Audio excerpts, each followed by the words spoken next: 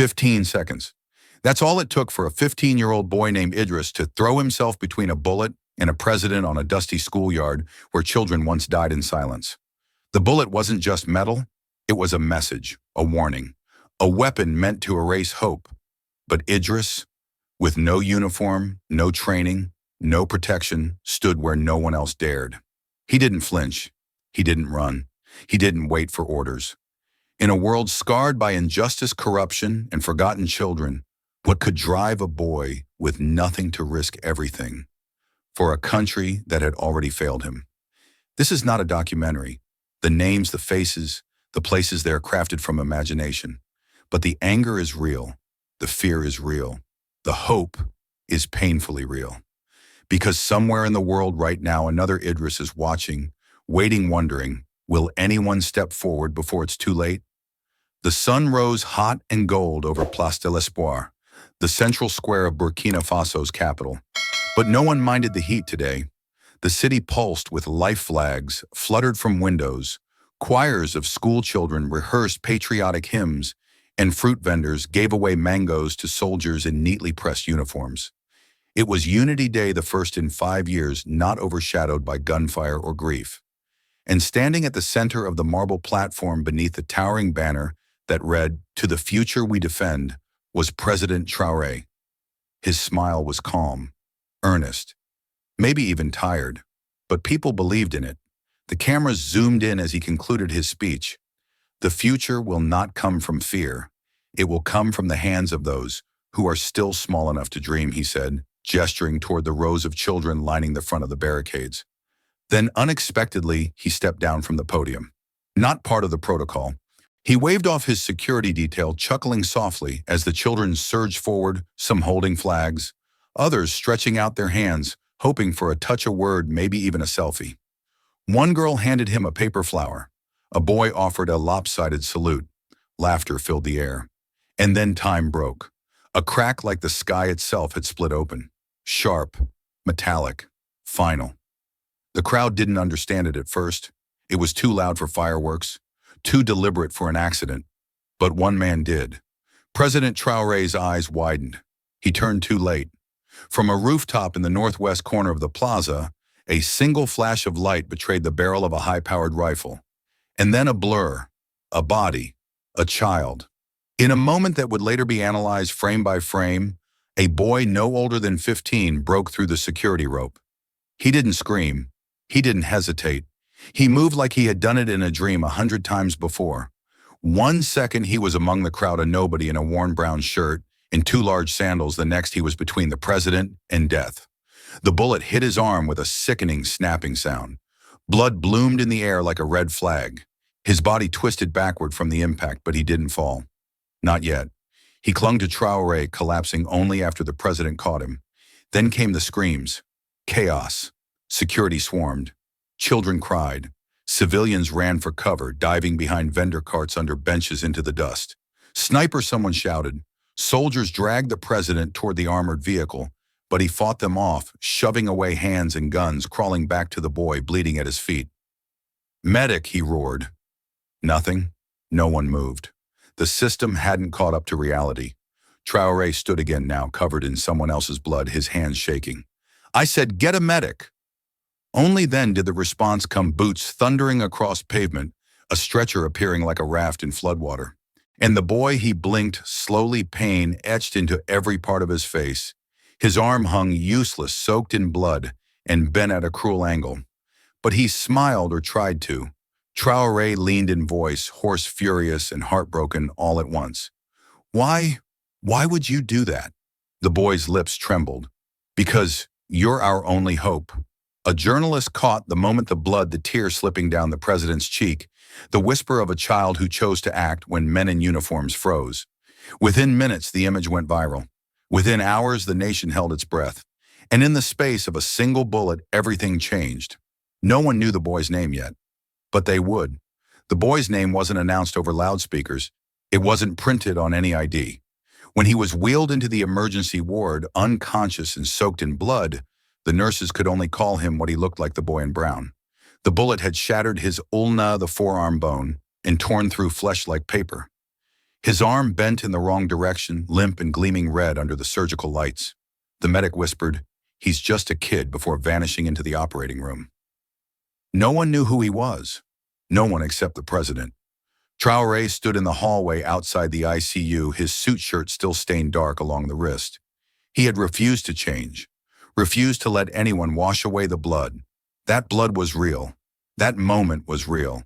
And something in him, something old buried under years of speeches and meetings, refused to forget it. The surgery took nearly 2 hours. He waited the entire time, arms folded, silent. When the door finally opened and the lead surgeon appeared, Traoré stepped forward before she could speak. "He'll live," she said, her voice low. "The bone is gone, but the artery's intact. The damage is serious. Long-term, maybe permanent." Traoré didn't flinch. "I want to see him." The doctor hesitated, then nodded once. Inside, the ICU machines beeped softly. Idris lay motionless, wrapped in layers of white gauze, one arm bandaged and pinned against his chest. His other hand twitched faintly in the rhythm of dreaming, a child's dream, or maybe a memory. Traoré approached slowly, as if the boy might vanish if he moved too quickly. He sat beside the bed and looked, truly looked at the face that had appeared between him and a bullet. 15 years old, too thin, eyelids fluttering, skin pale from blood loss. This wasn't a body built to absorb violence, and yet it had. The boy stirred, his lips parted. Traoré leaned in. "Are you him?" The voice was broken, like it belonged to someone else entirely. "I am Traoré," said quietly. "You saved me." A pause. Then the boy gave a weak, lopsided smile, almost mischievous despite the pain. "Cool." The president smiled back, just barely. Then he asked, "Why? Why would you do that?" The room was still. Even the machines seemed to hold their breath. Idris blinked slowly, eyes heavy with drugs and exhaustion. But his voice was clear when he answered, "Because you're our only hope." The sentence landed with a force no bullet ever could. Traoré felt it in his chest, the weight of it, the shame of it. That this boy, this stranger, had stepped into death's path because he believed no one else would. A tear slipped from the president's eye. Not theatrical, not forced, just truth. And a camera caught it. The photo was shaky, taken by a young journalist from the hallway through a half-open ICU door. But it was clear enough. Traoré, sitting beside a boy in bloodied gauze head, bowed, a single tear tracing down his cheek. By midnight, the image had circled the globe. News outlets plastered headlines across timelines and banners. The human shield. Who is the boy that saved a nation's president? One bullet, one boy, one tear that shook the world. In local cafes, people stopped eating to stare at the TV screen. In war rooms, generals watched in silence. In schools, teachers printed the photo and taped it to blackboards. But in the hospital, the boy still had no name, until a nurse returned with his tattered shorts folded neatly in a plastic bag. Inside the pocket was a homemade student card, frayed and smudged but legible. Idris, age 15, village Kudugu, no middle name. No parent listed, just one word scrawled on the back, likely written by Idris himself, protector. The photo of Idris and President Traoré didn't just go viral, it ignited something. By morning, news anchors around the world were asking the same question: who is this boy? And what does his sacrifice say about the nation he tried to save? In cafes, classrooms, and barbershops, people debated heatedly, not just about the boy's bravery, but about what it exposed. TikTok feeds flooded with edits of the moment, slow-motion reenactments, spoken-word poems, even a remix of Idris's whisper, "You're our only hope." Some saw it as a symbol of unity. Others saw it as proof of decay. One viral post read, "When a child throws himself into a bullet because adults failed to protect him, that's not heroism, that's indictment." There was anger, yes, but there was also something rarer: stillness. The kind that settles in just before a storm, when everyone instinctively knows something big is coming, but no one knows from where. At 7:43 a.m., less than 24 hours after the shooting, an emergency inquiry was launched. Intelligence officials pored over footage, recalibrated angles, examined the shell casing retrieved from the site. The path of the bullet was clear, too clear. It came from a government-owned building, a rooftop supposedly under full military lockdown. A colonel spoke quietly to the interior minister. That post was cleared. Twice. All our protocols said it was secure. The minister looked at him, expression unreadable. Then explained how a child saw the danger before we did. As layers of the investigation began to peel back, whispers surfaced. Rumors of reassigned guards, broken radios, a name scribbled in a red margin of a report, Captain Naden. Meanwhile, the president's motorcade moved silently through the Capitol. He sat alone in the rear seat of the bulletproof vehicle, the curtains drawn back. The noise of the escort dulled by thick glass. Outside, people lined the streets, not to cheer, not to protest. They just watched. Eyes followed the car like it carried not just a man but a question. Not applause, not slogans. Just quiet, unflinching observation, as if the nation itself was holding its breath, waiting to see what kind of leader would emerge from the silence. Inside the car, Traoré stared back. No words, no gestures. Only the weight of a promise he hadn't made, but now had no choice but to keep. The walls of the presidential war room were soundproofed, but the silence inside was louder than any siren. 12 men and women sat around the oval table. Generals, ministers, advisors, all chosen for their loyalty, expertise, and discipline. But in this moment, none of those titles seemed to matter. Not after what had happened in broad daylight. Not after a child had exposed what billions of dollars in defense could not.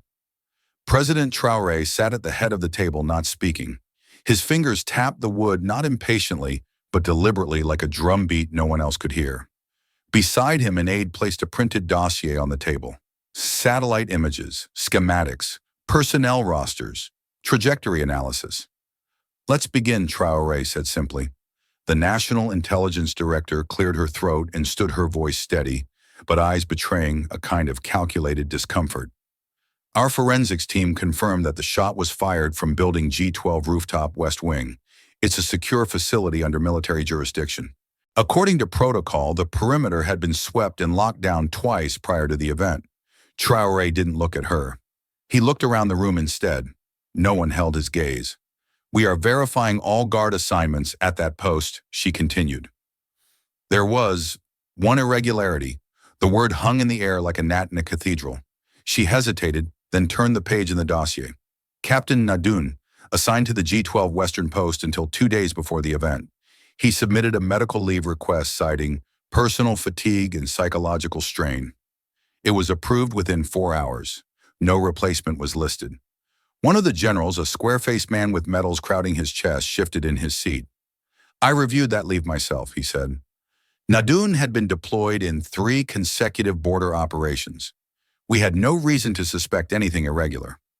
No reason. Traoré's voice was quiet, but every eye in the room snapped to him. We had no reason to think that a boy would throw himself in front of me either. Yet here we are. Another minister chimed in, trying to steady the room. With respect, sir, it's too early to draw direct conclusions. We need time. No, Traoré interrupted. We're out of time.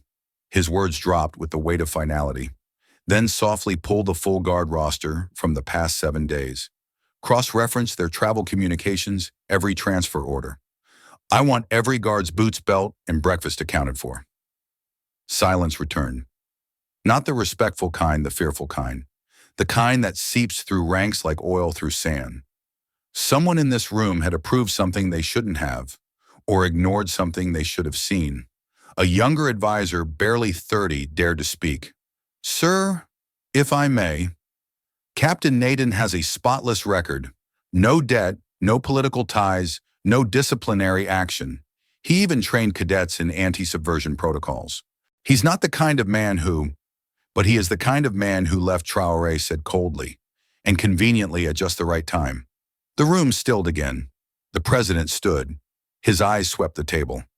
I'm not accusing, yet, but if anyone in this room values their name, their uniform, their pension, they will help me find the thread behind this bullet. And then for a brief second, he said something almost too quiet to hear. Because if a child believes I'm our last hope, then I damn well better prove him right. He left the room without another word. Behind him, the silence didn't break. It thickened. The black SUV rolled to a stop in front of what used to be a school gate. Now only two crooked concrete pillars remained, one leaning against the other, like two wounded men holding each other upright. The sign that once read École Primaire de Coup had long faded into rust and flaking paint. Only the ghosts of its letters remained. President Traoré stepped out into the dry, unforgiving heat of Coup, a village so far from the capital it wasn't even marked correctly on most maps. Dust curled around his shoes with every step. Children watched from doorways with cautious eyes, unsure whether to smile or retreat. He walked slowly toward the crumbling structure that had once been a classroom. No glass in the windows. No desks left inside. Just broken chalk on the floor, and initials scratched into concrete walls, memories etched by hands that had long since stopped coming. A woman emerged from the shade of a neem tree. Her white hair was tied back in a rough scarf, her steps uneven but steady. She did not bow, did not smile, just looked him in the eye. "You are here for the boy," she said. Traoré nodded. "For Idris." She turned without a word and began walking. He followed her across the dirt yard, past a patch of dead mango trees, and into what remained of the teacher's hut. Inside, the heat thickened. She poured water from a clay jug into two tin cups, setting one down in front of him, without ceremony. "I taught him for 6 years," she said. Bright, quiet, listened more than he spoke, drew maps from memory. But it wasn't school that taught him how to move like that. She took a sip of water, then looked out the door as if watching something far away.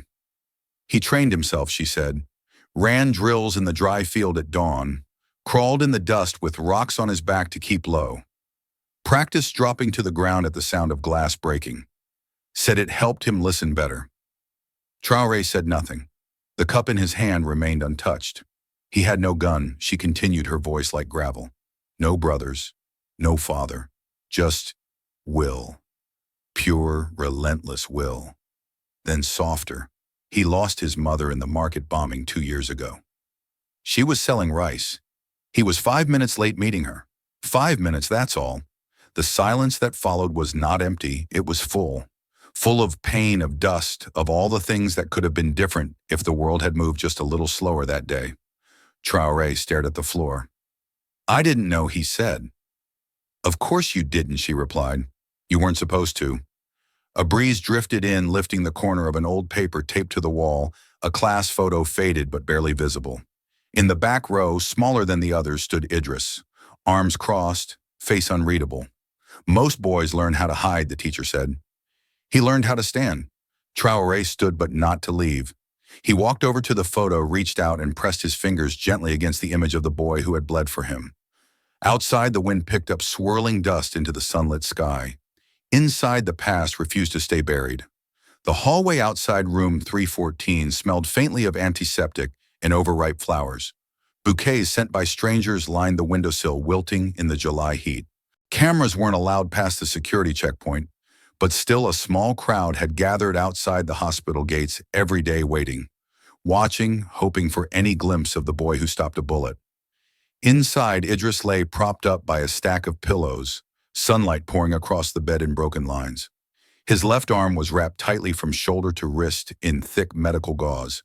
A set of stainless steel pins ran along the outside, holding the shattered bone fragments in place. The doctor sat beside him, gently adjusting the sling. She was kind, middle-aged with tired eyes and a voice that softened each time she said his name. "I won't lie to you, Idris," she said, tightening a strap. "Your arm may never regain full strength. You'll move it, you'll feel it, but not like before. The nerves were damaged. It might shake when you're tired. You might drop things." Idris didn't blink. He just looked at her.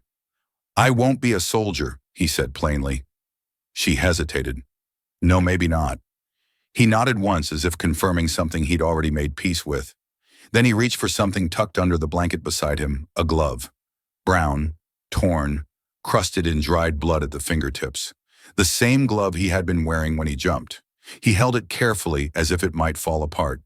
The fabric was shredded along the palm where the bullet had torn through, but the shape was still intact.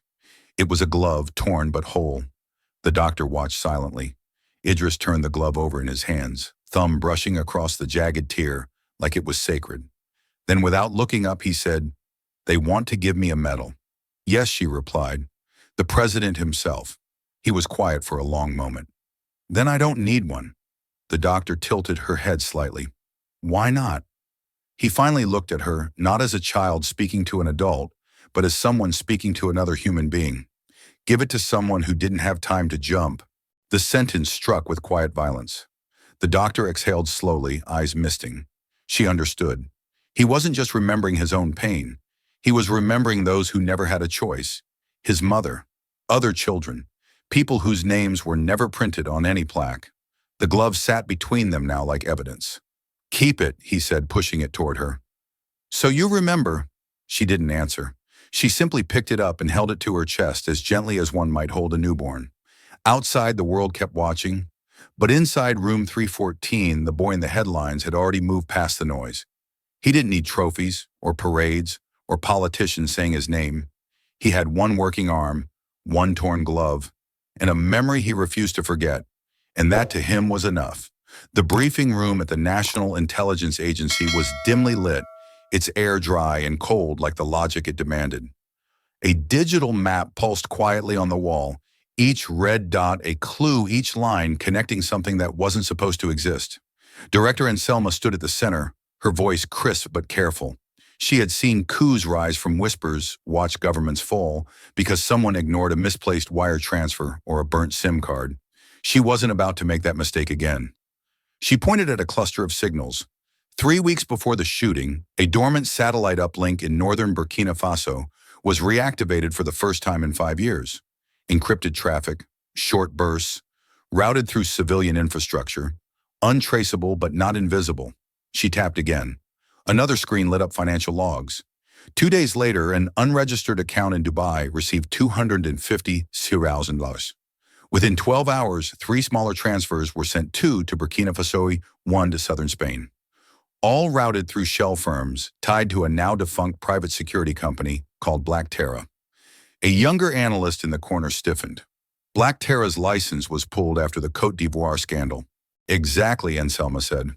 But they've rebranded, under a new front. We believe it's called Iron Branch now. The room went quiet. President Traoré sat without speaking. His hands were folded, but his mind was racing. Iron Branch? He had heard the name once, a whisper buried in a field report.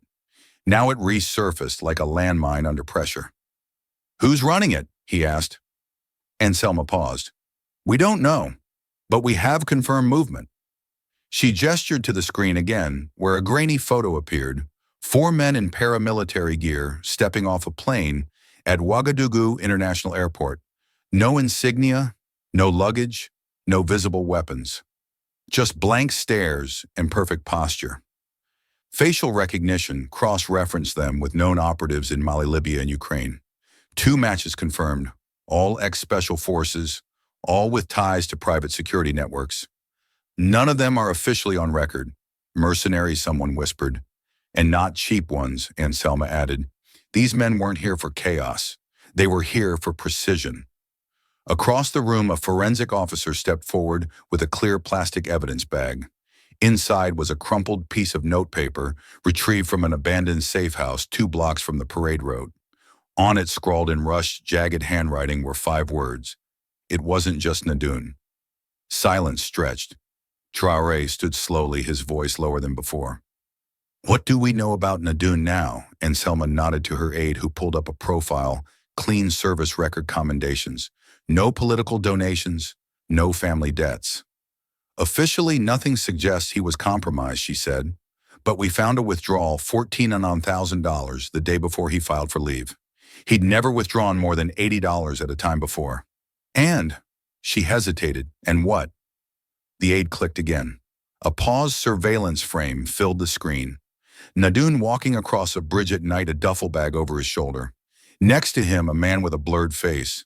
Enhance the image 3 times, the aide said. The man next to Nadoun is one of the Iron Branch mercenaries. He was in the capital that week, checked into a private residence under a diplomatic waiver, then vanished. Traoré's jaw tensed. So Nadoun was compromised. No, Anselma corrected. Nadoun was contacted. We don't know if he said yes, but someone wanted him out of the way and made sure the post he left behind stayed open. and someone signed off on the approval, Traoré muttered. The implication didn't need to be spoken. This wasn't just a rogue element. It was a web, and part of it stretched into places much closer to the palace than anyone wanted to admit. He looked at the paper again. It wasn't just Nadoun. No, it was bigger. It always was. The room was colder than usual, not from the air conditioning, but from the silence that settled the moment President Traoré entered. The generals were already standing, rows of decorated uniforms, boots polished to glass eyes forward. Some had fought wars, some had planned coups, though none would ever admit to the latter. But today, none of them looked ready for what was coming. Traoré didn't sit. He didn't greet them. He stood at the head of the room behind a desk that might as well have been a battlefield.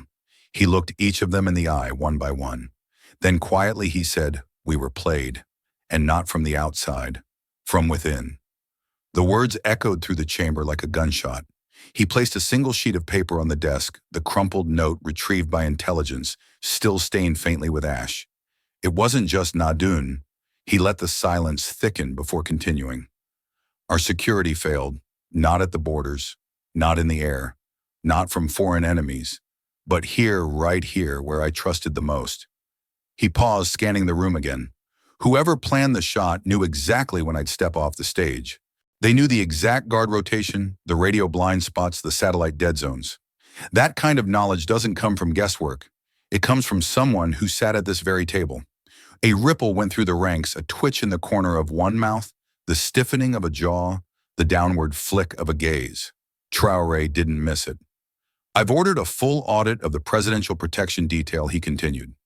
"Effective immediately, all shift logs, biometric access records, and communication transcripts from the past month are to be turned over. No exceptions, no redactions, not even mine." He let that last sentence hang. Not even mine. It wasn't just a gesture of transparency. It was a line drawn in blood. The Chief of Staff stepped forward, voice clipped. "With respect, Mr. President, that level of review is necessary," Traoré interrupted, calm but cold. "Unless, of course, you have something to hide." The general froze. Behind him, others exchanged brief glances, quick, quiet calculations playing out in silence. Some stayed rigid, disciplined. Others fidgeted.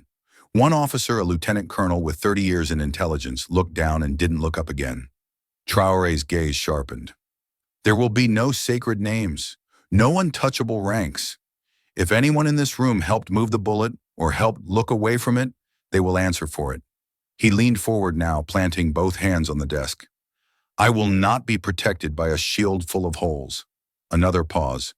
Then softly, as if to himself, "If a boy with nothing could give everything to save this country, what does it mean if the men with everything gave nothing?" The words landed hard. Harder than a threat. Harder than an accusation, because they were a mirror. Some of the officers shifted again. A few swallowed. No one dared speak. Traoré stood straight once more. "You have 72 hours. Bring me the names, the lies, and the chain that links them all. Start with your own offices. Start with your own phones. Start with your own families if you must. But bring me the truth or resign." He walked out without waiting for a salute. As the door closed behind him, the room remained frozen. No one moved. No one breathed. Because the fire hadn't come from outside. It had always been burning from within. The hospital room had changed. The flowers were gone. So were the news crews, the crowd outside the gate, and the armed guards who once flanked the door. Only the quiet remained. That and the rhythmic ticking of the wall clock marking time like a heartbeat that refused to forget. President Traoré stepped into the room without ceremony. No aides, no press. Just a man returning to a promise he hadn't finished making. Idris was sitting up, his body still thin, but his back straight. His right arm remained wrapped in gauze, suspended in a sling. But today he was trying to feed himself with his left hand, fumbling with a spoon and a bowl of rice. Grains spilled onto the bedsheets. The effort was awkward, messy, but unrelenting. He didn't notice the president right away. Traoré stood for a moment, watching the boy's concentration, the way his jaw clenched each time the spoon missed its mark. There was no frustration, no complaints, just quiet repetition. Try, fail, try again. "Still the same stubborn boy," Traoré said softly. Idris looked up, startled. Then he smiled, faint but genuine. You came back. Traoré nodded and pulled up a chair beside the bed. They sat in silence for a moment, the ticking clock marking each second like a pause between two worlds, one of power, the other of persistence. Finally, Traoré asked, Do you regret it? Idris didn't answer immediately. He looked down at the spoon in his hand, then slowly lifted it again. This time it made it to his mouth. The rice was cold, but he chewed anyway. Then without looking up, he said, I don't regret it. I just hope the next person is fast enough. Traoré blinked, caught off guard. The next person? If it happens again, Idris replied, I hope someone else jumps before it's too late. The weight of those words landed heavier than any formal declaration, heavier than any medal or speech. Here was a boy who had nearly died, whose body might never fully recover, and yet his greatest concern was for the one who might have to replace him. Courage without orders, without uniform, without rank. Traoré leaned forward, elbows on his knees. There shouldn't have to be a next time, he said. Idris looked at him, then really looked. Not at the president, but at the man, then make sure of it. It wasn't said like a challenge. It wasn't said with blame, just truth. Plain and clean. Traoré nodded. A quiet agreement passed between them. No signatures, no cameras, just two people who had seen the same bullet from different sides and refused to let it define what came next. Outside, the city continued. Horns blared, children laughed. Somewhere a lie was being told. Somewhere else someone was telling the truth. But in that small hospital room, what remained was something neither politics nor pain could erase. A promise between a leader and a boy with no rank, but more courage than most generals ever knew. When Idris stepped out of the vehicle and back onto the sunburned soil of Kudugu, no music played, no flag waved in the wind, no banners, no parades, no photographers pressing in for the perfect angle.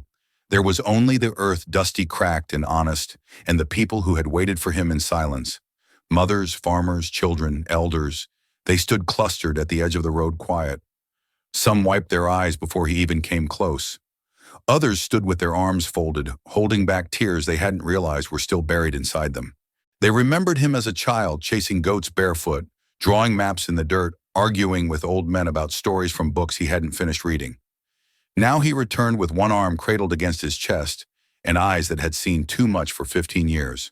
No uniform, no speech. Just Idris changed, but still theirs.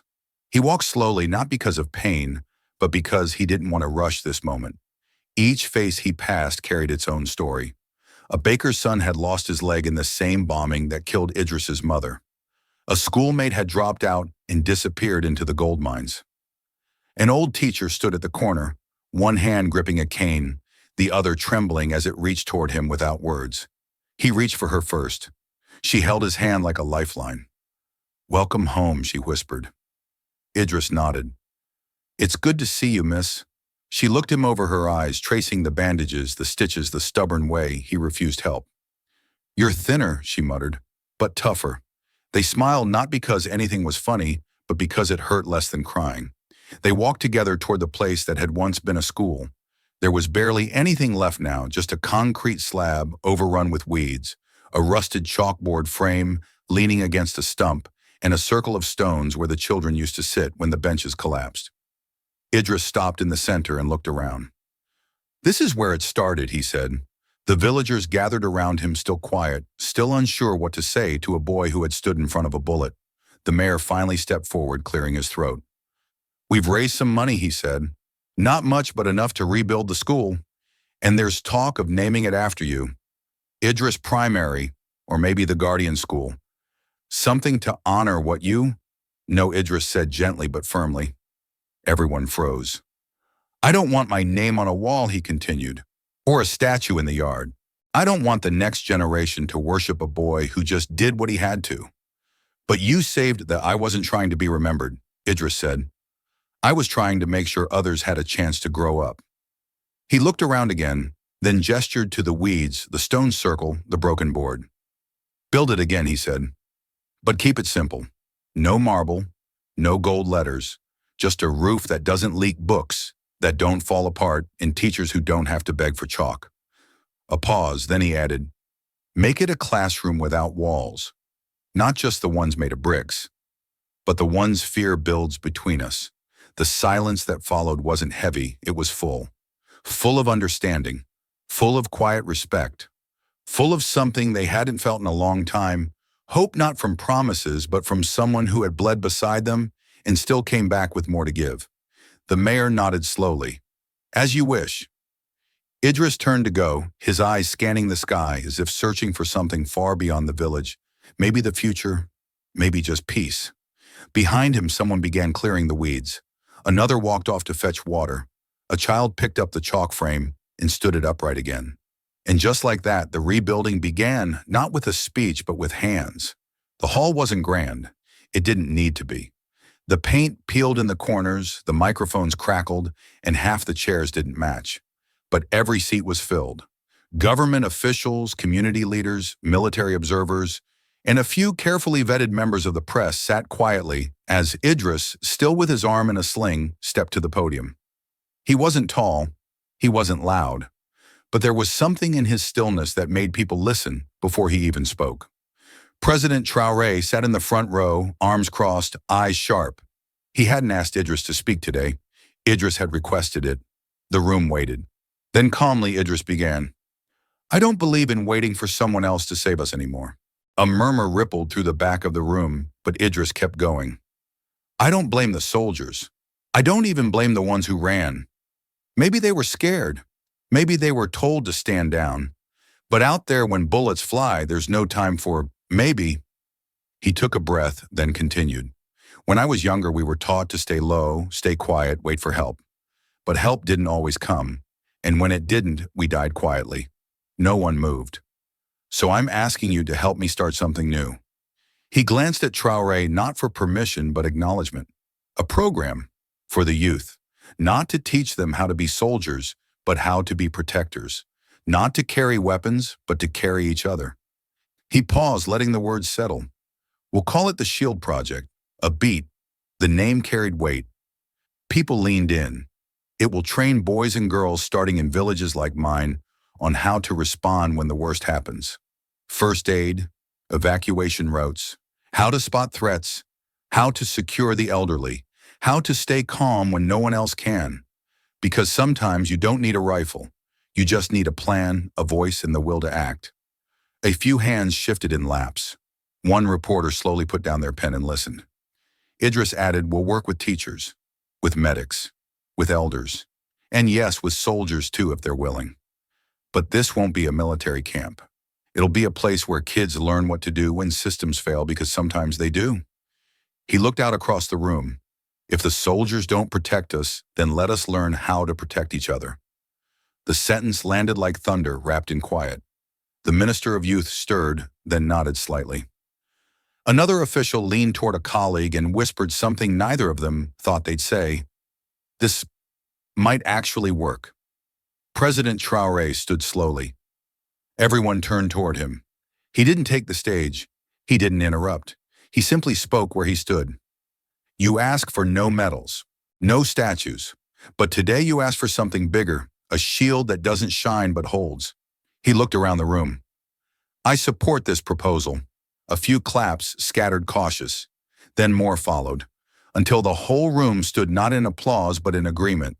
This wasn't charity, it was a shift, a movement. A boy with a broken arm had just asked the nation to prepare not for war, but for survival with dignity. And for the first time in a long time, the country didn't just look at him as a symbol, they saw him as a leader. The first classroom wasn't in a building, it was under a tree. The wind rustled through its wide branches, casting shifting patterns of light across the dusty ground. In the shade, a circle of 20 children sat cross-legged, their eyes wide, their hands already smudged with dirt and ink. Beside them, a long roll of brown paper was pinned down by rocks on it, a hand-drawn map of the village, with bold red arrows marking evacuation routes, safe points, and first aid zones. A young woman in a simple khaki vest demonstrated how to use a strip of cloth to stop bleeding. Next to her, a teenage boy showed how to carry someone on your back without injuring them further. The children listened closely. Not one looked bored. The Idris initiative had begun.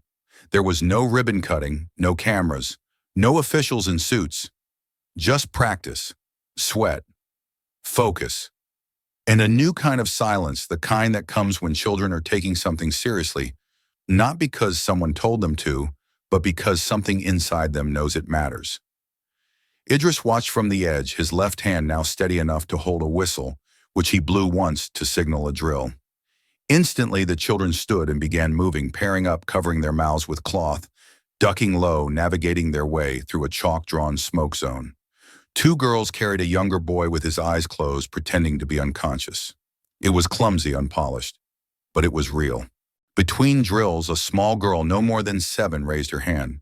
Her face was serious, but her voice trembled as she asked, What if my friend is too scared to move?" Idris crouched down in front of her. He didn't speak right away. Then gently but clearly he answered, "Then don't leave them behind." The girl nodded slowly as if memorizing it, not as a rule but a promise. Someone nearby scribbled the words down. They would appear later, painted on the school wall. Don't leave them behind. As the sun began to dip, the children gathered their notebooks, repacked first aid kits made from old tins and scrap cloth, and headed home, walking in small groups, still discussing escape routes and how to check someone's pulse. Idris remained under the tree a moment longer. The air smelled of dust and charcoal. Far in the distance, a dog barked. Somewhere beyond the hills, trouble still stirred. But here under this tree, a new kind of resistance was taking root. Not with weapons, but with courage, and with a single, steady truth. Even if help didn't come in time, maybe this time someone would stay. It dropped without warning. No press conference, no teaser trailer, no dramatic countdown or viral headline.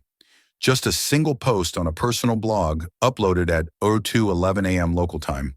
No hashtags, no call to action. Only a title, The Coup That Almost Happened. It was written by Adama Nika, a respected journalist known not for noise but for precision. She didn't do editorials. She didn't scream on talk shows. She didn't chase clicks. For nearly 2 years, she had gone dark, disappearing from networks and headlines. Whispers said she was burned out, disillusioned, maybe retired. They were wrong. Adama had been digging, and what she delivered was 15,000 words of surgical truth. No speculation, no anonymous sources, no adjectives, just facts. She traced every thread: bank transfers through fake construction firms, fake diplomatic clearances for foreign operatives, a private security agency with contracts in 3 war zones, a satellite feed hijacked from a mining company's comms tower, and a surveillance blackout that lasted exactly 7 minutes on the day of the parade, 7 minutes when the bullet was fired. She named names, not in accusation, but in context. Who signed what? Who authorized what? Who looked the other way? She didn't say traitor. She didn't need to. She let the timeline speak, and it did. Loudly. The article was footnoted, sourced, hyperlinked, and cross-referenced against public records. She included diagrams, leaked transcripts, and satellite images, some redacted, some raw. And buried halfway through the report, there was a single still frame from a security camera. Captain Naden standing next to a man with a shaved head and European boots. The same man seen boarding a jet under a false name just hours after the parade. Adama didn't speculate. She simply captioned it, "Unknown Individual." Passport linked to Iron Branch Holdings. The piece spread like wildfire in a vacuum. No ads, no trending algorithm.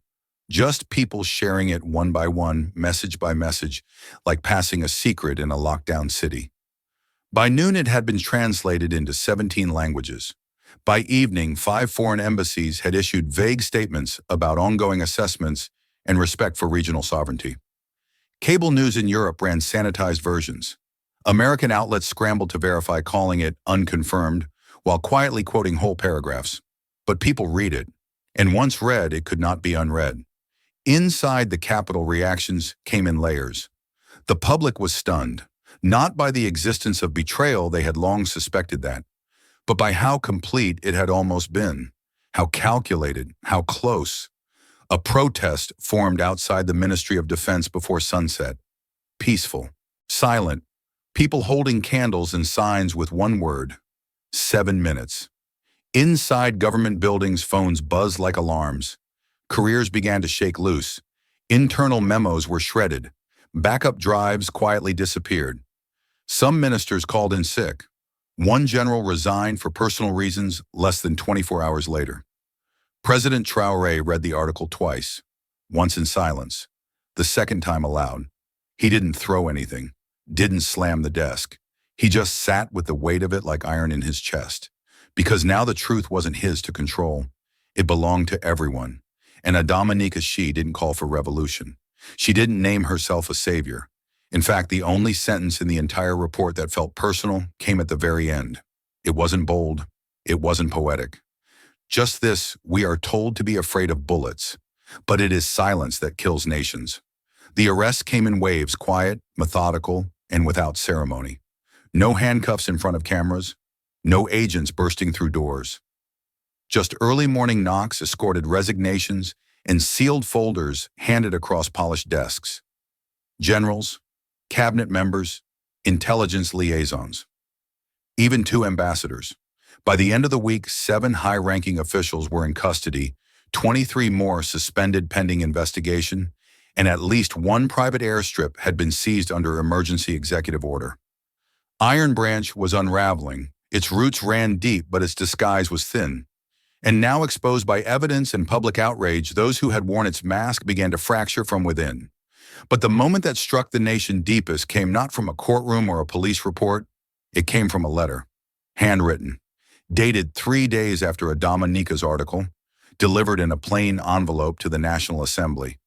It was signed by General Khalifa Doumbé, retired decorated and once one of the president's most trusted military advisors. He hadn't been arrested. He hadn't even been named in the investigation. But the letter made its way to the parliamentary hearing on national security reform, where Idris had been invited as an honorary witness. The room was full. Cameras rolled. Reporters scribbled. Lawmakers leaned forward, waiting for their questions to land like punches. But Idris didn't answer questions. He asked to read the letter instead. He stood at the center of the room, his arms still healing, his voice steady. He read, "I was not the architect of the conspiracy, but I saw smoke and called it fog. I witnessed hesitation and labeled it caution. I allowed myself to believe that silence was strategy, neutrality, wisdom, restraint. I was wrong. I let fear wear the uniform of patience. I let pride call itself professionalism. I knew enough to stop it, and I did nothing. To the boy who stood in front of a bullet, I say this: you knew what to do. I only knew how to wait." The room was still. Idris lowered the letter, folded it once, and set it on the desk beside the microphone. He looked around at the lawmakers, the journalists, the guards posted by the exits. Then simply he said, "Let them sit in silence. That's where truth begins." He didn't raise his voice. He didn't ask for applause. He didn't need to. Because the moment had already done what speeches could not. It put silence on trial. That afternoon, General Doumbé turned himself in. By evening, his statement had been published in full. By nightfall, 3 other retired officials had followed his lead, not arrested, but voluntarily stepping forward, admitting what they saw and ignored. And though Iron Branch as a name began to disappear from public conversation, its stain remained in every boardroom it had ever touched. The people now watched with sharper eyes. They listened longer. And when someone said, "You're just being paranoid," they no longer felt small for asking questions. They had learned something from the boy with one good arm and a better memory. Truth doesn't shout. It waits in silence until someone's brave enough to listen. The unveiling ceremony was small by design. There were no red carpets, no military parades, no fireworks, just a soft breeze over the plaza and a sky heavy with the colors of early evening. A few hundred people stood quietly around the draped figure in the center of the square. Most were villagers, teachers, first responders, survivors, children. President Traoré was there, but not at the center. He stood off to the side, hands folded. Idris stood at the front, one arm still wrapped the other, holding a velvet box unopened. The cloth dropped at exactly 6:00 p.m. Beneath it stood a simple bronze sculpture, a child mid-motion caught between a step and a leap, one arm reaching forward, the other bent to shield someone unseen. The figure had no face, just a soft outline. No name engraved, no date, no national flag. Beneath the base in modest lettering were the only words for those who stepped forward. The crowd was silent. Not the silence of confusion or awkwardness, but the silence of something understood too deeply to speak aloud. Some nodded. Others wept. A child near the front held their parent's hand a little tighter. Idris walked slowly to the base of the statue. In his good hand, he held the medal the government had given him, the highest civilian honor in the nation. The box was still sealed. He hadn't worn it. He hadn't displayed it. Not even once. He knelt carefully at the foot of the statue and opened it. The medal caught the evening light. "This doesn't belong to me," he said quietly, then louder, just enough for those nearest to hear. "Give it to the next kid, the one who steps forward before anyone else does." He set the box down gently and stood. No applause followed, just stillness. And in that stillness, something larger than pride, something closer to truth, settled over the plaza. Because this statue was not for Idris. It was for every unnamed child who had ever run toward danger instead of away from it. For every girl who had dragged a friend out of the rubble. For every boy who had shouted a warning instead of hiding. For every heart that had beaten faster, not from fear, but from the instinct to act. The statue had no name, because it never needed one. At dawn, the orders were clear. No weapons, no armor, no intimidation. Every soldier deployed that morning wore the same uniform, but not the kind made of camouflage. It was a plain shirt bearing the crest of the Republic on one side, and the words "Operation Taught Not Feared" on the back. Their boots were clean, their sleeves rolled up, and instead of rifles slung over their shoulders, they carried first aid kits, maps, school books, and whistles. Across the nation, from cities to deserts, thousands of troops stepped out of trucks, not as enforcers, but as guides. Their mission wasn't to suppress, it was to teach, to listen, to show up as something different. For one day, exactly one day, the army would become a school without walls. It was Idris's idea, not as a law, not even as a directive, just a suggestion written on the back of a napkin during a late-night meeting with the Minister of Defense and quietly passed along to the president. If people only see uniforms during raids or riots, Idris had written, they'll only associate them with fear. Let's give them another memory, just one. That's all it takes to change the story. And somehow it worked. Across a remote village in the north, a boy opened his door and saw 3 soldiers setting up a tent beside the market. Inside, they hung a laminated poster titled "How to Treat Smoke Inhalation." An old woman walked by, stared at them, then shuffled closer and whispered, "Where's your gun?" One soldier smiled gently and held up a water bottle instead. "This is what we're armed with today." She blinked, then laughed and kept laughing. In the capital, school children ran out to greet the patrol that usually passed their street with sirens. This time the sirens were silent. The truck was filled with flashcards, maps, and rolled-up sleeping bags. A young officer knelt and showed a boy how to read a weather map. Another taught a girl how to secure a sprained ankle. In another town, the same children who once hid behind locked doors when convoys rolled in now ran toward the soldiers, not away. They handed them drawings, flowers, a handwritten thank you note taped to the front of a training manual. The change wasn't universal. In some places there was hesitation, skepticism. Older villagers stared from porches, arms crossed. They had seen too much to trust too quickly. But even there, something shifted. Because when a soldier sits on the dirt and teaches a child how to stop a nosebleed, it's hard to see them as a threat. When they kneel instead of shout, when they ask instead of command. Fear thins in the presence of care. That night, the news didn't know how to report it. There were no clashes, no speeches, no breaking updates. Just quiet footage, a medic handing out toothbrushes, a sergeant drawing a fire evacuation route in the sand, a teenage recruit letting a child tie a bandage around his own arm for practice. Social media, on the other hand, exploded. Photos poured in from every region. "My son smiled at a soldier today. They taught my daughter CPR on our doorstep. I never thought I'd see my people hug someone in uniform." Hashtags trended, but none louder than the phrase scrawled across one child's poster, "Teach us and we will not fear you." President Traoré gave no speech. He didn't need to. He simply released a short note. "Today we remembered that strength is not always shown by force. Sometimes it is shown by kneeling, teaching, and listening. We will do more of that now." MT and Idris. He watched from a bench outside a small clinic, his left hand now strong enough to hold a cup of tea without shaking. A group of children ran by, one holding a bandage kit. Behind them, a soldier followed, walking, not marching. Idris smiled. For one day, the country had remembered what peace could look like in uniform. The siren was soft, just a single rising tone echoing through the village square. Children didn't scream. No one ran in panic. Instead, small teams of teenagers emerged from behind makeshift tents and supply crates wearing faded green vests with a simple white emblem, a hand open with a flame inside it. No military boots, no helmets, only calm voices, steady steps, and purpose. It was a simulated evacuation drill, but it felt real enough to matter. In less than a minute, the youth squad had organized the crowd. One girl led a group of school children in a line, teaching them to stay low and cover their mouths with damp cloth. Two boys gently helped an elderly man into a wheelchair and rolled him toward the designated shelter.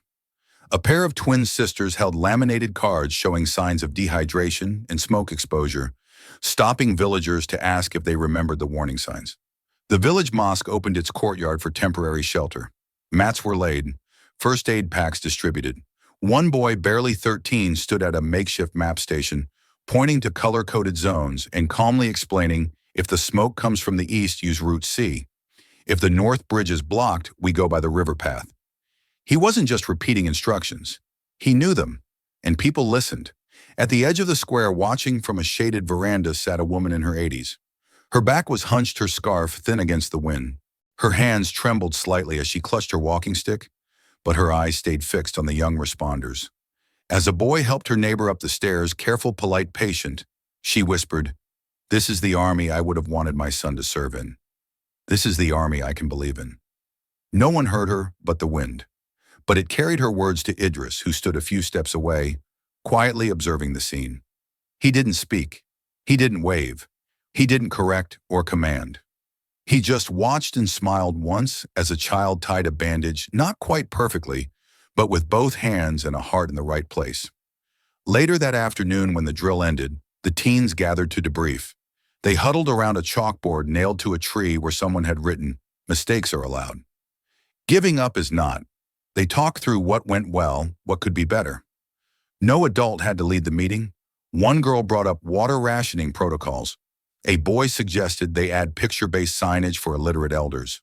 Another raised a hand and said shyly, "Can we practice in the dark next time fires don't wait for the sun?" Heads nodded. Plans formed. They were not soldiers. They were not perfect. But they were ready. Ready to protect without orders. Ready to lead without rank. Ready to serve without waiting for permission. The civilian youth unit was no longer a pilot program. It was a movement. And as the sun dipped behind the trees, casting long shadows across the square, those shadows did not feel like threats. They felt like the passing of one generation's fear into another's hope. Because these weren't just children. They were the army no one saw coming. And now no one could imagine the country without them. There were no gunshots on the training field that morning. No shouted orders, no smoke bombs, no tactical chants echoing against concrete walls. Instead, the courtyard of the Central Military Academy was filled with folding chairs, colored mats, and a circle of young cadets sitting cross-legged, flipping through children's books. The general's voice rang out, not in command but in calm narration. And the boy, though small, stood in front of the storm, not to fight it, but to protect those behind him. A few recruits shifted awkwardly at first, unused to sitting without their boots on rifles, replaced by worn-out storybooks passed between hands. But as the minutes passed, something shifted. They weren't being tested. They were being taught not how to attack, but how to connect. This was the new marching order. Across the country, military academies ran a synchronized session, not a drill, not a simulation, but a story hour. In hospitals, young officers read to recovering children. In schools, they taught basic first aid and geography. On street corners, they sat with elders, listening to old war songs and asking how people once survived famine. They were not preparing for war. They were preparing for trust. And slowly the public began to respond in kind, not with celebration, but with a cautious kind of gratitude.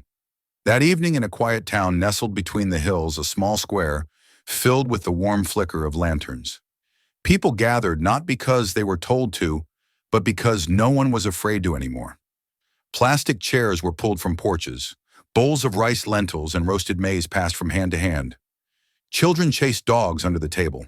A soldier helped a young girl carry her sleeping brother to a mat. There were no sirens, no news alerts, no emergency broadcasts scrolling across phone screens. Only the sounds of soft laughter spoons scraping clay bowls and someone humming an old lullaby. At one corner of the square, Idris sat beside his former teacher, legs crossed, a half-eaten flatbread in his hand. His eyes were calm, his left arm now steady, healed enough to hold the little boy who had crawled into his lap without asking. No one spoke of medals, no one gave speeches, because peace, when it finally comes, doesn't crash like thunder. It arrives like this, soft, unannounced, and light as breath. The day had no anthem, no marching bands, no televised countdowns, no dignitaries lined in rows. The stage was empty, the microphones unplugged. The cameras, if they were present at all, stayed respectfully distant. It was National Unity Day. But no one needed ceremony.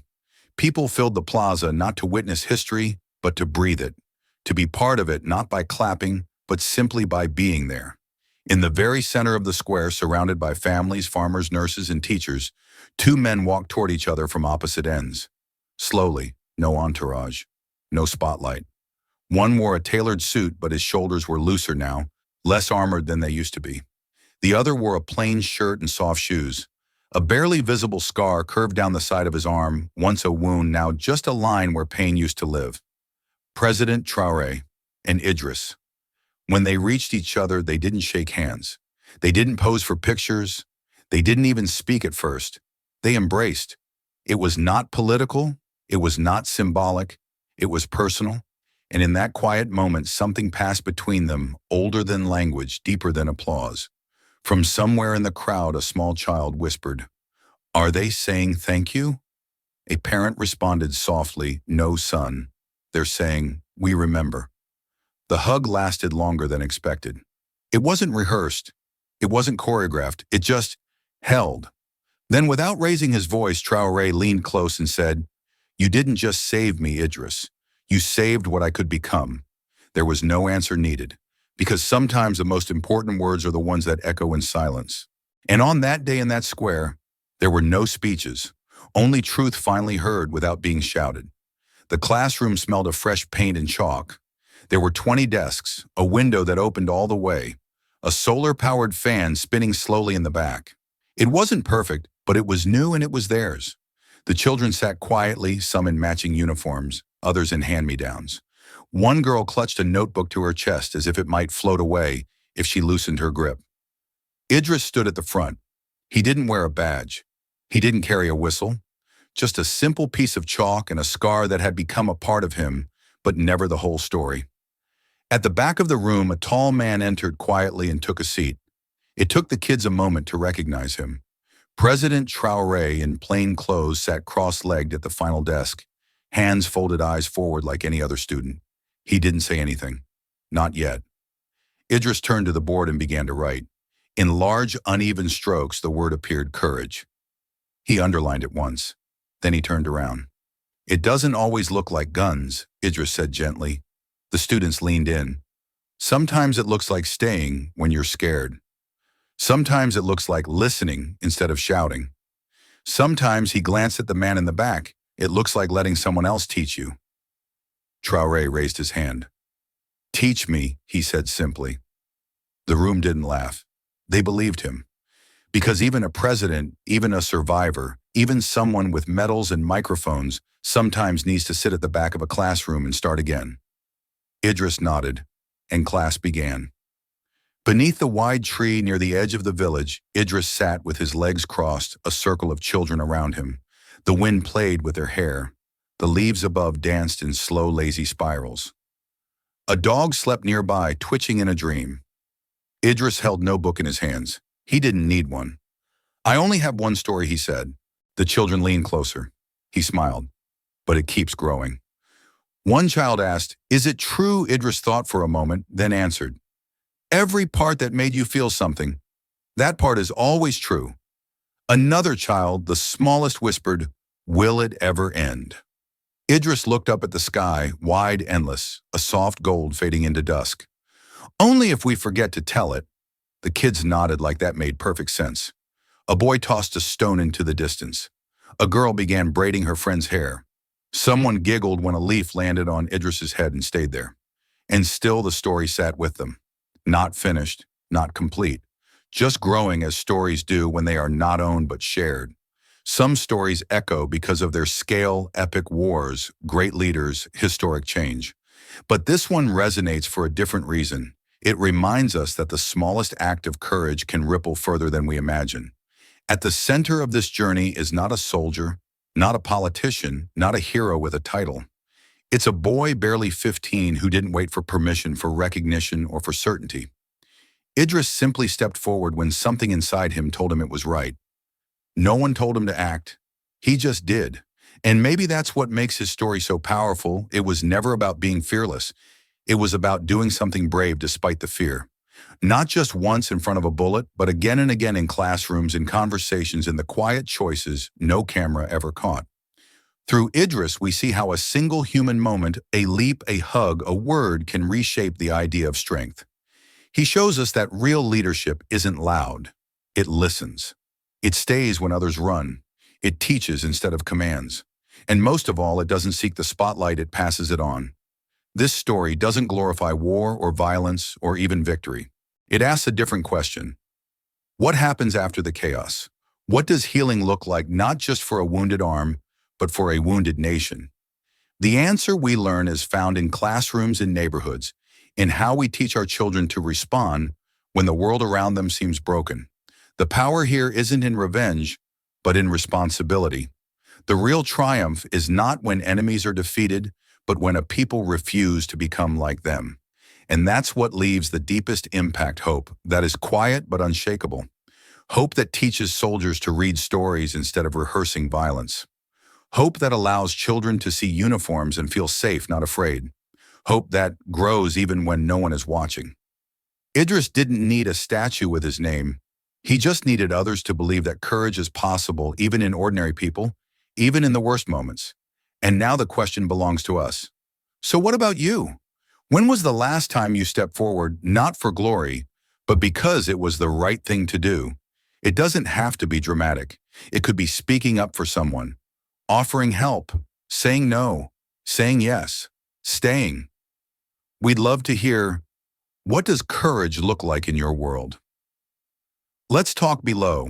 If this story touched you, don't let it stop here. Like, share, and subscribe to Captain of Truth, where every voice matters and every story echoes far beyond the screen. This story is a fictionalized and dramatized narrative created for educational, inspirational, and storytelling purposes. While it may be inspired by real public events, people, or societal issues, it includes imagined dialogue, reconstructed scenes, and character interpretations meant to highlight broader themes of justice, dignity, and resilience. Any resemblance to actual events or individuals beyond public knowledge is purely coincidental. We do not intend to defame, mislead, or harm, but to invite reflection and meaningful conversation. Thank you for watching Captain of Truth.